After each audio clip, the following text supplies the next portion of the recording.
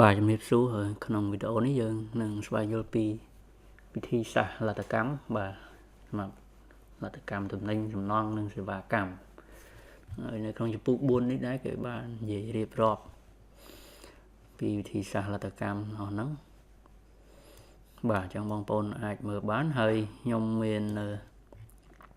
ប្រកាសមួយដែលអាចនិយាយបានថាសង្ខេបពី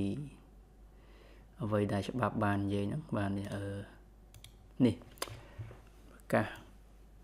ចេញថ្មីដែរប្រកាស883ហ្នឹងបាទចេញនៅចុងឆ្នាំ2023ដែរអញ្ចឹង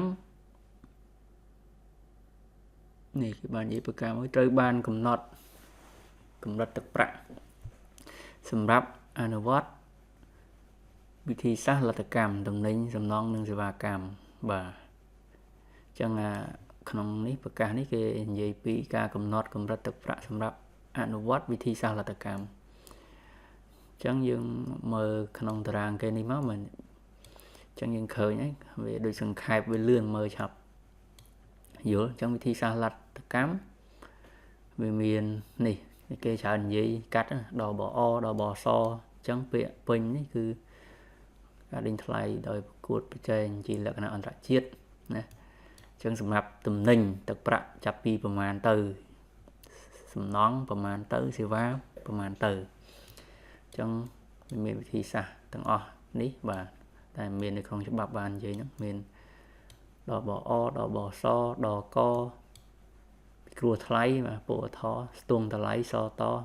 ហើយលទ្ធកម្មដោយឡែកលោឡបាទអញ្ចឹងបបពិសោធន៍ធ្លាប់ជួបគឺមានតែដល់បសពិគ្រោះថ្លៃនេះពអថហើយនឹងស្ទង់តម្លៃបាទអញ្ចឹងយើងឃើញថាកម្រិតទឹកប្រាក់មានការកើនឡើងជាងមុនសម្រាប់យកមកជ្រើសរើសវិធីសាស្ត្រដើម្បីអនុវត្តលទ្ធកម្ម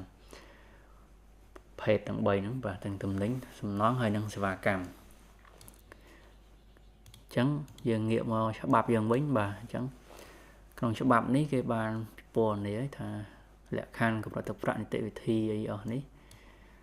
សម្រាប់អនុវត្តវិធីសាស្ត្រនីមួយៗត្រូវកំណត់ដោយប្រកាសរបស់ក្រសួងសេដ្ឋកិច្ចបាទអញ្ចឹងប្រកាសយើងមើលមិញនេះឯងបាទហើយចំពោះវិធីសាស្ត្រដេញថ្លៃអីជាវិធីសាស្ត្រគឺមាននៅក្នុងច្បាប់ហ្នឹងអញ្ចឹងបងប្អូនអាចមើលបានបាទអញ្ចឹងយើងមើលទៅគឺពីទំនាក់ទំនងរវាងច្បាប់នឹងមួយប្រកាសមិញហ្នឹងបាទសូមអរគុណ